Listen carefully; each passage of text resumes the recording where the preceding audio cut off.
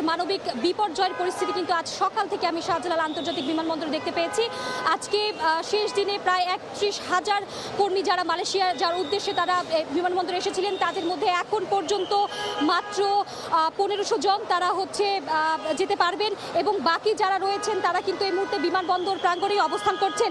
একটি বিষয় বলতে চাই, যারা এই আজ সকাল থেকে বিভিন্ন ফ্লাইটে মালয়েশিয়ার উদ্দেশ্যে রওনা দিয়েছেন তারা বলেছেন যে মালয়েশিয়ার যে ওয়ান ওয়ে টিকিট যেটির দাম মাত্র ৩০,০০০ টাকা, সেই টিকিটটি গুনতে কিন্তু তাদেরকে হয়েছে ১,১০,০০০ থেকে কোনো ক্ষেত্রে ১,২০,০০০ পর্যন্ত। তারা বলছেন হঠাৎ করেই আজকের দিনটিকে কেন্দ্র করে কিন্তু বিমানের একটি সিন্ডিকেট তারা এই ৩০,০০০ টিকিটকে তারা লাখে পর্যন্ত পৌঁছেছে।